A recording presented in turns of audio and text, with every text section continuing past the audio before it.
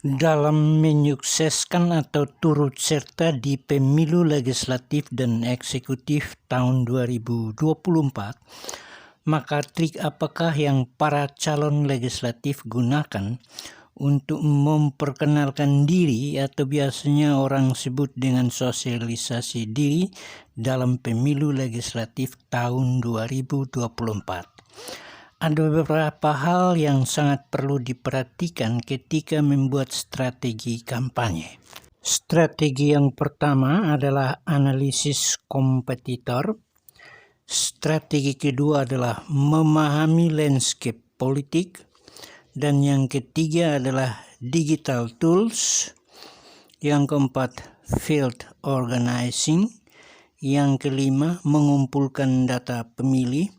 Yang keenam, voter targeting.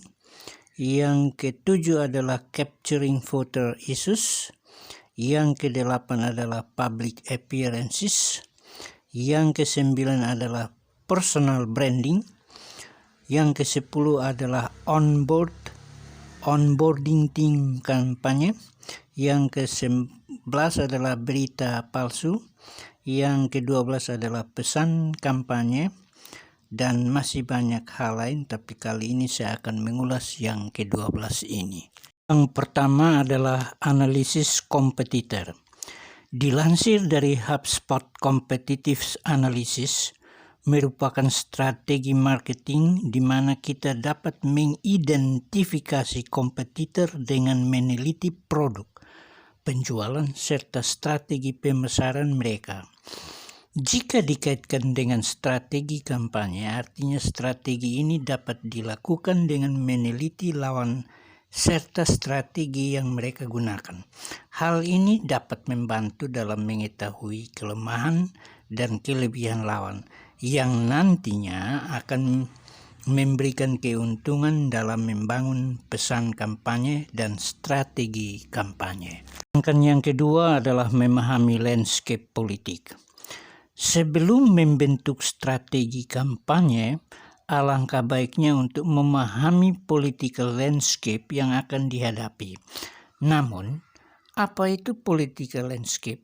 Political landscape mengacu pada keadaan saat ini dan bagaimana pandangan mereka di masa depan. Jika kamu dapat memahami apa yang dipikirkan oleh pemilih, maka kamu memiliki dasar yang baik untuk mengembangkan strategi. Yang ketiga adalah digital tools.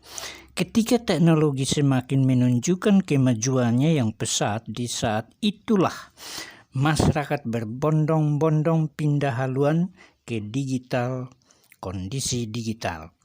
Kondisi itu secara tidak langsung memaksa kita untuk menyesuaikan diri agar bisa diterima oleh masyarakat dan oleh siapa saja.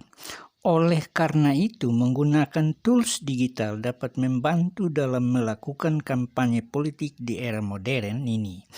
Ada beberapa macam tools digital seperti Google Analytics, Social Media Ads, Google Search, dan konsol, dan lain-lain sebagainya. Yang keempat adalah field organizing.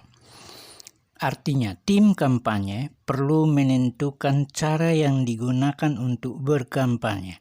Apakah door-to-door atau hotspot canvassing di dalam sebuah komunitas masyarakat, ataukah cara lain yang dipilih dapat disesuaikan dengan karakteristik calon pemilih, pesan apa yang akan disampaikan, serta biaya anggaran yang akan dikeluarkan.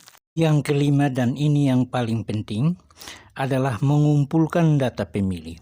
Data pemilih yang dimaksud ialah jumlah suara yang diperoleh partai politik dari daerah atau wilayah tertentu pada kampanye sebelumnya.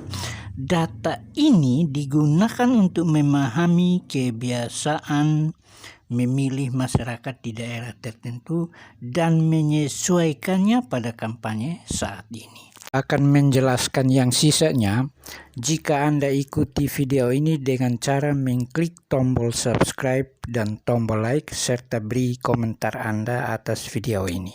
Terima kasih.